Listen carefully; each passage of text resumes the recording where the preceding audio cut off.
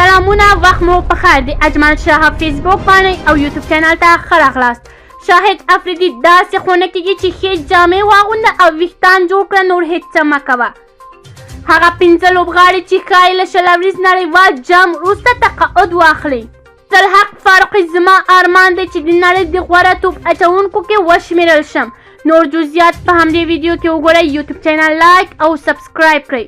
شاهد افریدي داسې خونه کېږي چې ښې جامې واغونده او ویښتان جوړ کړه، نور هېڅ څه مه کوه. د پاکستان کرکټ ملي لوبډلې پخوانی لوبغاړی شاهد افریدي د خوشدل شاه په اړه وایي داسې خونه کېږي چې ته ویښتان جوړ کړه او ځان تیار کړه او نور هېڅ څه مه کوه. شاهد افریدي وایي په دې شک نشته کله چې یو لوبغاړی ښه کارکردګي وکړي نو مینوال به په سر کېنوي او مینوال ستاسو پیژند ګرځي، خو یو وخت داسې هم راځي چې مینوال در باندې نیوکې کوي. هغه وایي هر لوبغاړی باید ښه کارکردګي وکړي، نو مینوال خو درنه ډېرې هیلې لري چې میدل آردر توپ وهونکی شپږیزو او څلوریزې ووهي او بیا په 4-5 لوبو کې کارکردګي نه کوي، نو نیوکې خو به کېږي. هغه دغه راز وایي چې ښې جامې اغوستل او ویښته جوړول ښه خبره ده او انسان ورسره ښه ښکاري، خو مهمه دا ده چې یو لوبغاړی ښه کارکردګي وکړي. یو لوبغاړی باید په نړیوال کرکټ کې زړور ولوبېږي.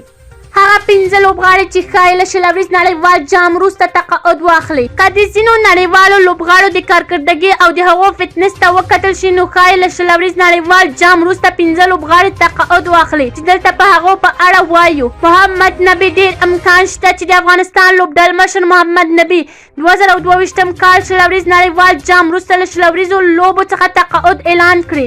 نبي چې د افغانستان کرکټ د پرمختګ یو مهمه برخه ده، تر دې مهاله 101 شلوریزې لوبې کړې دي، 140.1 سټریک ریټ سره 1690 منډې لري او 83 ویکټې یې اخیستې دي. که څه هم هغه د الراونډرانو درجه بندي کې لومړی مقام لري، خو په دې وروستیو کې کارکردګي د پام وړ خبره ده. کیبل حسن د بنګلادیش تر ټولو غوره لوبغاړی دی او اوس مهال د شلوریزو لوبو لوبډل مشر هم دی.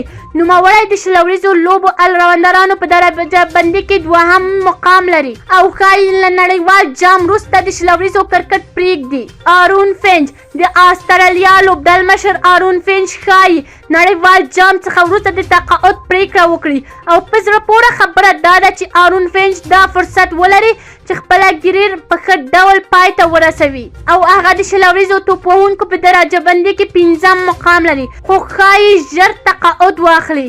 مارتین کپتل د نیوزیلند تکړه توپ وهونکی مارتین کپتل په شلوریزو فارمټ کې یو له غوره نومونو څخه دی. نوموړی یو بریدګر توپ وهونکی دی، خو نوموړی هم په دې وروستیو کې سم کارکردګي نه کوي، نو ښایي تقاعد واخلي. روین چندران آشیون هند آف سپینر آشیون که څه هم د نړۍ غوره سپینر دی، خو د شلوریزو لوبو کې نه ځلیږي، خو ښایي له نړیوال جام وروسته هغه شلوریزو کرکټ پرېږدي. فضلحق فاروقي زما ارمان دی چې د نړۍ غوره توپ اچوونکو کې وشمېرل شم.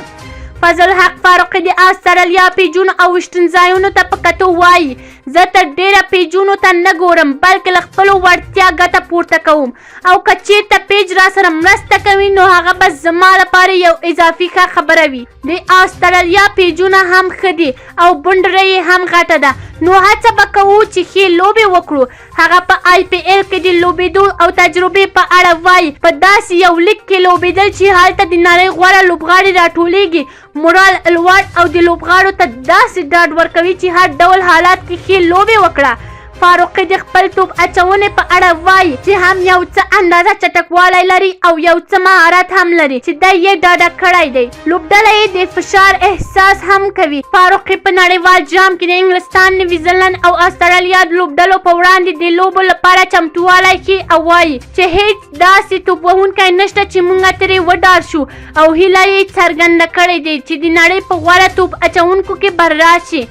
که چیرې کوم نظر لرئ کومنټ کې شریک، یوټیوب چینل لایک او سبسکرایب کړئ.